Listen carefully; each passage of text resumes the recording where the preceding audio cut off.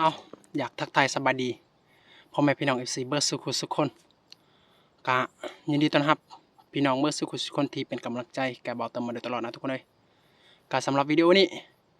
กะเบาเติมกะอยากไปเกี่ยวข้าวนะทุกคนเลยเกี่ยวข้าวให้แต่ว่าเบาเติมกะอยากอัปเดตให้พี่น้องกะมาเบิ่งมาชมในการเกี่ยวข้าวของพวกเขาจะเป็นอะไรนะทั้งเกี่ยวทั้งตีนะทุกคนจะเป็นอะไรเพราะว่าเขากับบ่ได้ใช้จักรยังนะทุกคนเลยแต่ว่าใส่ด้วยมือด้วยแห้งของเขาเองแต่เขาก็อยากให้ทุกคนกะมาเบิ่งมาชมนำกันเลยว่าการเกี่ยวข้าวของพวกเขาในเคสนี้ก็จะเป็นแนวใดก่อนที่พี่น้องรับชมวิดีโอนี้ก็อย่าลืมกดไลค์กดแชร์และกดติดตามแก่เบาเติมเด้อเพื่อเบาเติมมีกำลังใจในการอัปเดตคลิปใหม่ๆนะทุกคนโอเคทุกคนมาเบิ่งมาชมนำกันเลยเส้นทางที่เบาเติมขึ้นบางยากาทางนี้แหละทุกคนพอลงไปพุ่นนะแต่นี่ไปหาเฮือนของเบาเติมกาอยากจะถึง2 หลักแล้วได้ทุกคนเลยแต่ว่าถ้า2 หลักอยู่ในเขตทงเปียงกาบ่ไกลปานใดแต่2 หลักอยู่ในเขตนี้ฮะเฮาต้องขึ้นคอยลงคอยนี่กะป้าเถอะไกลขนาดเลยต้องขึ้นแต่พุ่นเฮาก็ต้องพักอีกจุดหนึ่งเพื่อจะฮอดไห้ของเฮานะที่เฮาเกี่ยวในมื้อนี้กะอยู่เทิงพุ่นนะทุกคนเลยอยู่นี่กะเขาเจ้าเกี่ยวกะ2 มือแล้วนะทุกคนข้าวของบ่เติมก็ประมาณนี้แหละนี่ก็จะเป็นข้าวเหนียวถ้าเป็นภาษาของเบาเติมเขาเอิ้นว่าร้อนติ่ลนะทุกคนแต่ว่าเขาบ่ฮู้ว่าภาษาพี่น้องคนไทยเขาจะเอิ้นหยัง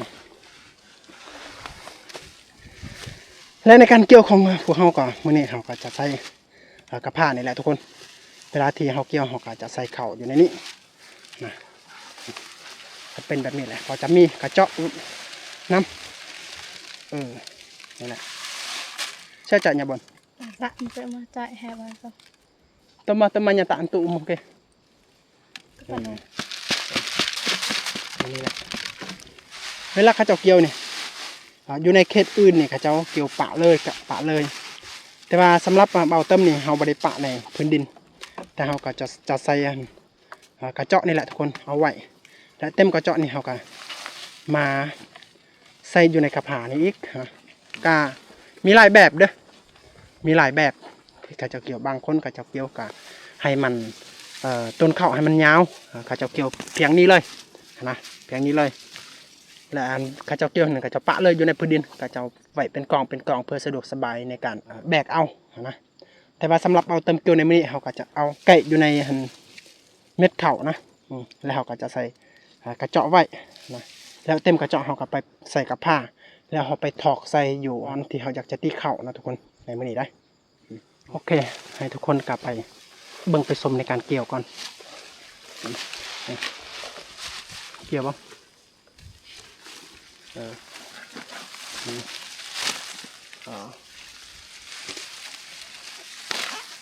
เกี่ยวมันบ่ฮอดพื้นดินนะทุกคน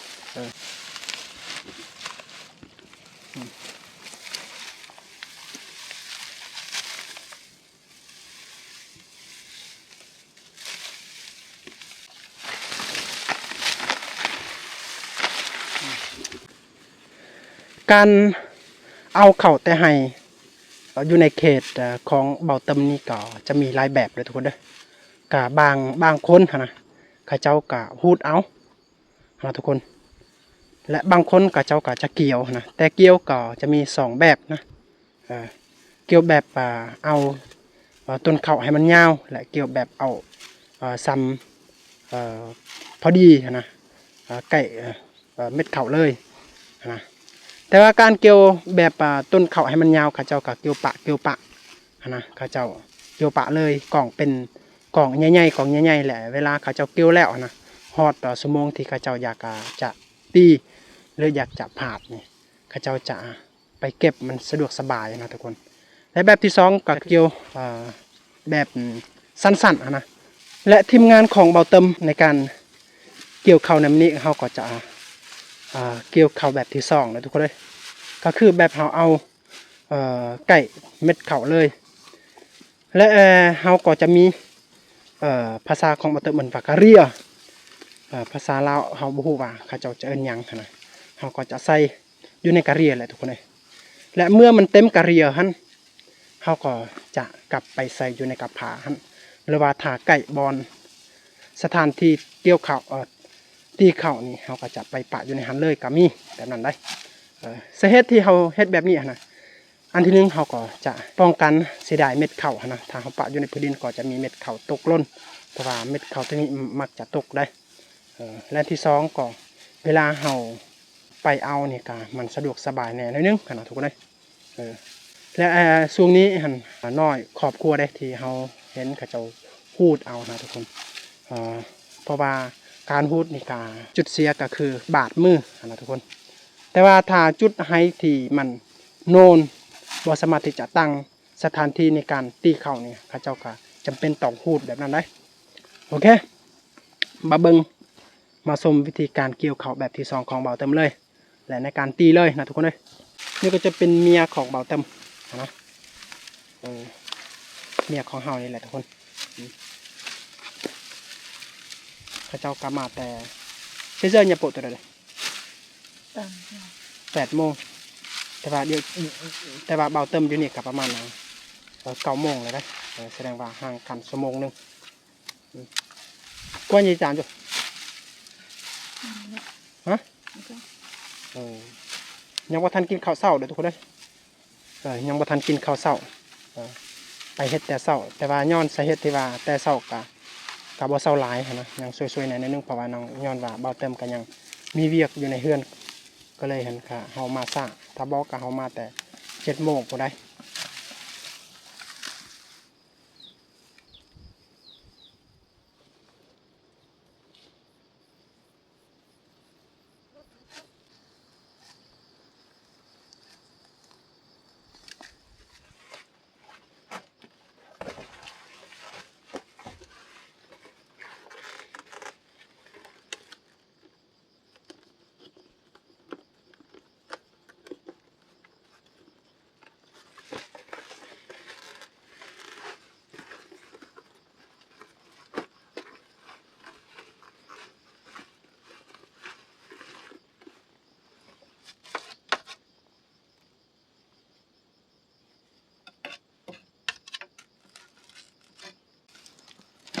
เอาเมื่อเต็มแล้วข้าเจ้าก็มาปะอยู่นี่แหละ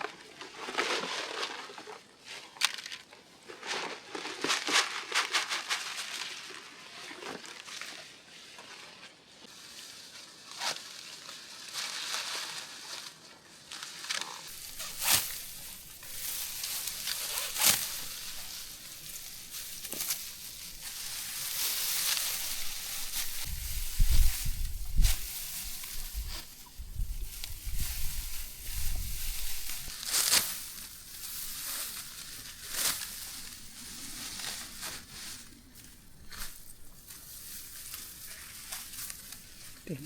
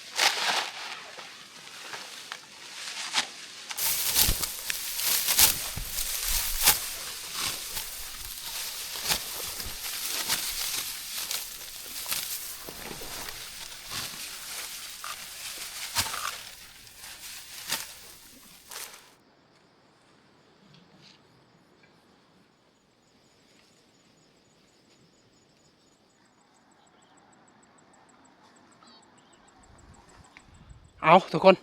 ฮอตชั่วโมงที่เฮาต้องไปตีเข่าอยู่เทียงไห้นะทุกคน เพราะว่าเขาที่เฮาเกี่ยวและเฮาไปปะอยู่นั้นก็หลายแล้วนะถ้าเฮายังบ่ทันตีนะจักหน่อยก็เฮาจะไหวบ่ได้อีกนะทุกคน เพราะว่าสาเหตุที่เฮาไปไหวอยู่เที่ยงก็ยานว่าตอนแรงมักจะมีฝนตกประมาณ3 โมงประมาณนั้นนะทุกคนก็เลยเฮาก็ไหวอยู่ในเที่ยงเวลาฝนตกเฮาก็บ่กระวนกระวายแบบนั้นนะเต็มกับผาแล้วก็กลับไปไหวอยู่ในเที่ยงจุดที่เฮาอยากไปตีเข่าหั่นแต่ว่าเดี๋ยวนี้หั่นก็เฮาก็กลับคือกันนะทุกคนไปตีเข่าก่อนนะในการที่เกี่ยวเข่าของเขตของเฮาในที่นี่นะทุกคนเฮาก็มักจะเชิญสวนเสื้อสายไอ้น้องเฮาหรือว่าผู้ที่ลึงเคยกับเฮานะมาเกี่ยวข้าวซอยนะแต่ว่าเฮาจะแบ่งข้าวให้ข้าเจ้าได้ข้าวของให้ข้าเจ้าสมมุติว่ามื้อนี้แม่นข้าเจ้าเอามือให้ข้าเจ้ามือต่อมากับแม่นให้เฮาหั่นนะเขาจะแบ่งเป็นแบบนั้นนะถ้าเขาไปเกี่ยว3 มื้อหั่นก็เขาแบ่งผู้ละครึ่งนะถ้าเขาเกี่ยว4 มื้อเขาจะแบ่งหั่น2 มื้อให้เขาและ2 มื้อให้เฮาแบบนั้นเขาจะเอิ้นก็เป็นแบบนั้นได้แต่ว่าคือให้ของเบาเติมนี่ถ้าเบาเติมจะบ่เอิ้นพี่น้องมาเกี่ยวนะทุกคนก็บางเทื่อเบาเติมจะกุมกินเป็นปีได้แต่ว่าเฮาก็เอิ้นพี่น้องแน่อันนึงก็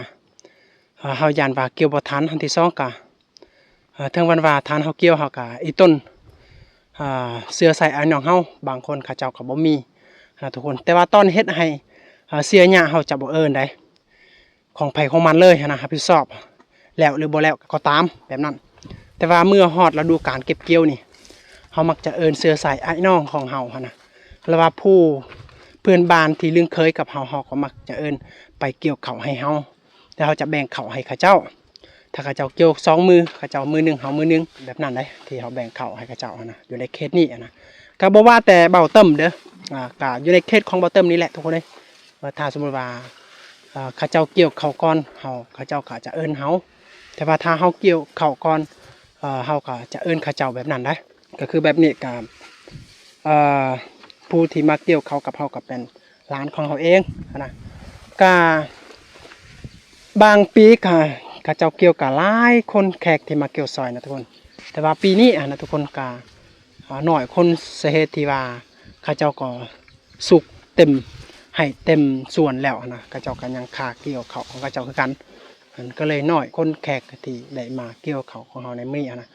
โดยเฉพาะก็มีแต่ผู้ที่ยังบ่ทันสุกหรือว่าผู้ที่เกี่ยวเขาก่อนแล้วหรือว่าผู้ที่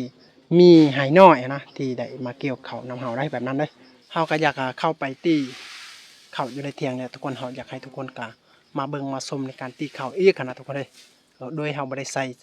อุปกรณ์จักรอหย่างต่างๆแต่ว่าเราใส่ด้วยมือแห้งของเราแล้วจะใส่ไม้ตีอย่างเดียวนะทุกคนส่วนคนอื่นนี่เขาเจ้าบางจุดนี่เขาเจ้าจะเอาต้นข้าวมาฝาดเอาแบบนั้นเลยนะแต่ว่าเบาเติมก็จะเปลี่ยนวิธีแล้วเราจะเอาวิธีตัวนี้นะก็บ่ฮู้ว่าวิธีตัวใดมันไวกว่าก็บ่ฮู้คือกันนะทุกคนเด้อแต่ว่าเขาก็ลองเอาวิธีตัวนี้ก่อนนะทุกคนเพราะว่าบางครั้งก็อาจจะเบาแน่หน่อยนึงนะทุกคนประมาณนี้แหละทุกคน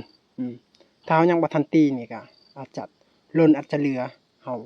ไว้บ่ได้นะทุกคนก็ประมาณนี้แหละแต่ว่าการตีนะแบบนี้ก็ต้องผู้ที่ฮู้จักได้และผู้ที่มีแหงหลายแต่ว่าถ้ามีแหงหลายแต่ว่าบ่ฮู้จักในการใส่ตัวนี้นะก็ซ่าคือกันเด้อทุกคนเด้อแต่ถ้าเฮาฮู้จักในการใส่ตัวนี้นะก็ไว้แบบนั้นได้แต่ว่าเบาเติมก็ยังบ่ฮู้ว่าสิใส่ได้หรือบ่ก็บ่ฮู้คือกันนะทุกคนโอเค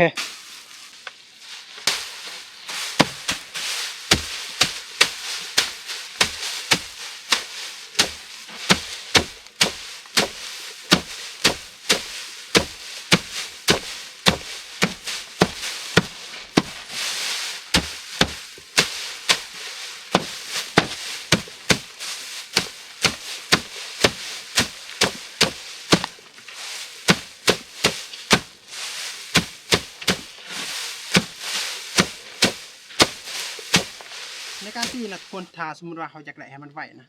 เขาบ่ต้องลังเลเด้อในการตีเขาบ่ต้องลังเลว่าย่านว่ามันเป็นแบบนั้นมันเป็นแบบนี้เขาก็ต้องตีตามที่เขาถนัดเลยทุกคนเขาตีแบบนี้เลยเขาบ่ต้องลังเลว่าโอ้อยากสิเอาตัวใดนะทุกคนเลยมีแต่ว่าเอาไปเลยนะทุกคนแบบนี้บ่ต้องลังเลและสมมุติว่ามันเต็มนะมันเขาตีกะลายเป็นแบบนี้เขาก็จะเห็นแบบนี้ตัวได้ต่อเขามันตีแล้วนะทุกคนซึ่งว่าเขากะยังบ่ทันอยากทิมกับปะอยู่นี่แหละทุกคนแต่ว่าถ้าเขาอยากทิมกับตัวได้ทีเขาตีแล้วเขาก็ทิมไปเลยแบบนั้นนะแต่ว่าเบาเติมแล้วได้กับเบาเติมเห็นได้อะไรก็เห็นได้บอกว่าทิมหรือว่าทิมนี่แต่ถ้ามันเรือเขาก็ทิม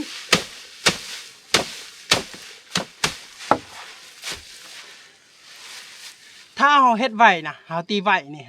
ผู้ที่เกี่ยวกับเฮาที่ตีตัวนี้แม่นเฮาไว้กว่าได้แต่ว่าที่พี่น้องเห็นก็หลายอยู่ที่ว่าเฮาหมดก่อนแต่ว่าถ้าที่ตีซ่านี่นะทุกคนเขาเจ้าไว้กว่าเฮาได้แบบนั้นนะ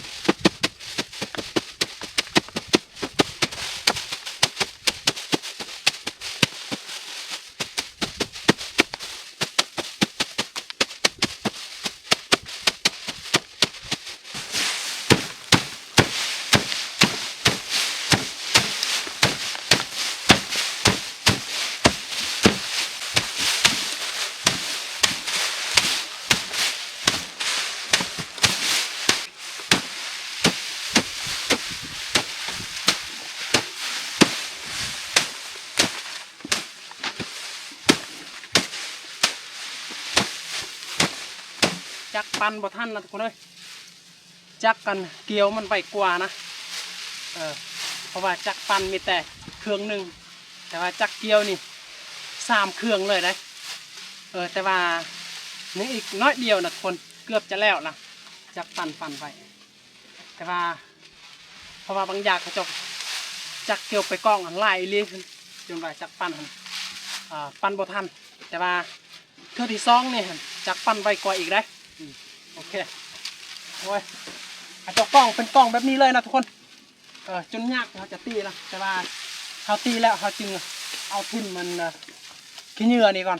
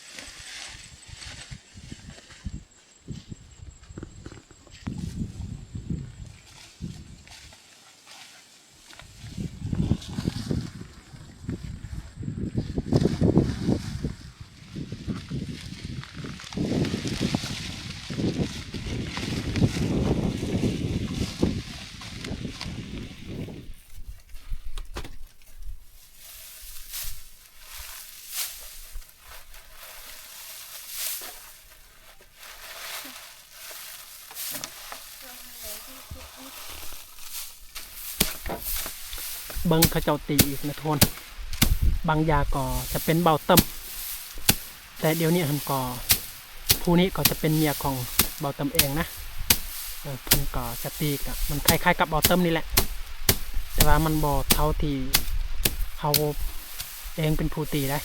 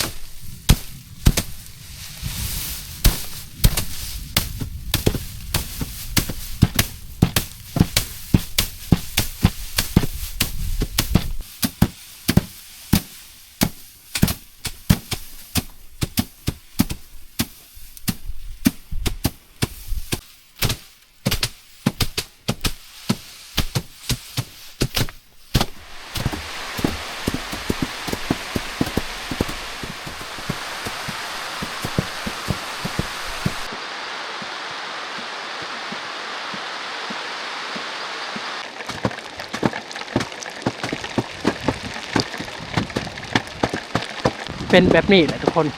ที่พวกเรา จะตีเข่าในเที่ยงก็เพราะว่ายามตอนแรงนี่มักจะมีฝนตกแบบนี้ครับทุกคนเบิ่งเข่าก็เปียกหมดเบิ่งอันโตสีขาวนั่นก็เป็นคูหน่วยใหญ่เลยทุกคนแต่เต็มไปด้วยเมฆฝนตกลงมานะฝ่าบางพ้นแหละมันนี่นะถ้าสมมติว่าเขาตั้งสถานที่ที่เขาตีเข่ามันอยู่ข้างนอกนี่เขาของเขาก็จะเปียกแน่นอนทุกคนแต่ว่าเดี๋ยวนี้ทำการเส้นทางก็คือสิยากในแถวกับจังหวัดแต่ว่าเขาของเขาก็ปลอดภัยมันบ่เปียกนะทุกคนเลยเขาของเขาก็ประมาณนี้แหละว่าปลอดภัยบ่ได้เปียกเลยเพราะว่ามันเขาเฮ็ดอยู่ในเทียงของเขาเลย อยู่ถึงเทียงของเรานี่แหละทุกคนมันบ่เปียกนะแต่ว่าเขาตีแต่เศร้าฮอตแรงนี่ก็ประมาณนี้แหละทุกคนเอาบูว่าจักกระสอบนะเดี๋ยวเราจะใส่ในกระสอบ แต่ว่า3คนนี่กาข้าเจ้าก็จะเป็นกระผ้านี่เด้อนี่กระผ้าตัวนี้แหละทุกคนของข้าเจ้านะของ3คนนี่แหละแต่ของเฮาก็จะแม่นกระสอบตัวนี้นะกระสอบตัวนี้แหละทุกคนข้าเจ้าก็เอากระผ้านี่แหละข้าเจ้ามาใส่แต่เขาบูว่ารวมทั้งหมดก็เท่าไรเดี๋ยวให้พี่น้องกันมาดูกันนะ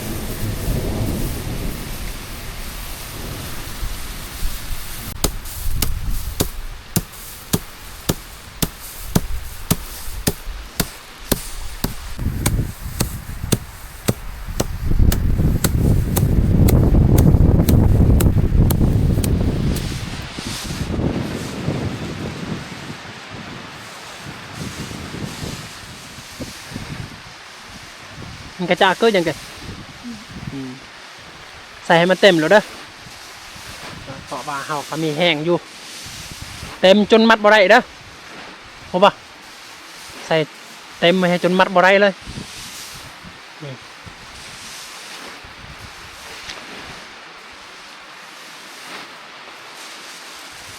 งามไปเลยเด้อทุกคนเลยเข้าตรงนี้นะ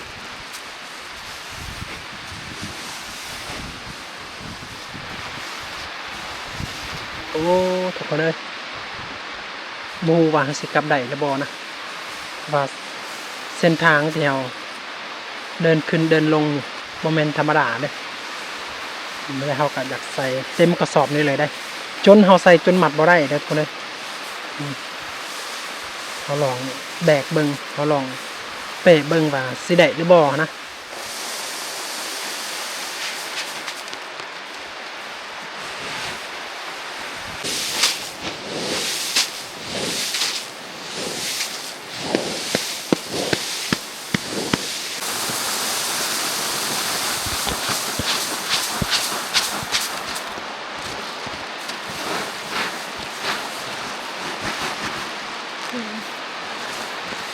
ใส่ก่อนให้มันเต็มยังไม่เต็มใส่ก่อนใส่อีกกระเจาะหนึ่งเอาอีกกระเรียนหนึ่งละ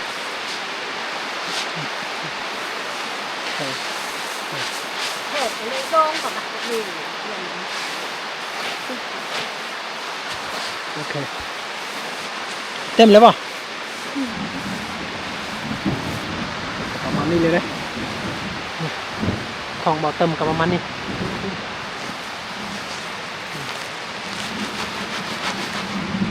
ยังจะเอาทุกคนการเกี่ยวข้าวของเฮากาแต่เสาหอดแรงมื้อนี้กาประมาณนี้แหละทุกคนปริมาณที่เขาได้นะเฮาเกี่ยวข้าวมื้อนี้กา4 คนเด้อแต่เฮาได้ปริมาณข้าวกาจะแม่น2 กระสอบนะนี่ก็เป็นของเบาเติมเด้ออยากเอาเหมือนะทุกคนนี่ตัวนี้แต่ว่าตัวนี้ก็ตัวมันเหลือตัวมันเหลือกาเฮาใส่ไว้ปะอยู่เที่ยงนี่แหละทุกคนกา3 กระพาอันนี้และอันนี้และอันนี้นะ3 กระพากับ2 กระสอบเลยทุกคนเลยแต่ว่าโชคดีนะทุกคนที่ว่าตอนที่เฮายังอยู่เที่ยงบางยากาฝนตกหนักดีได้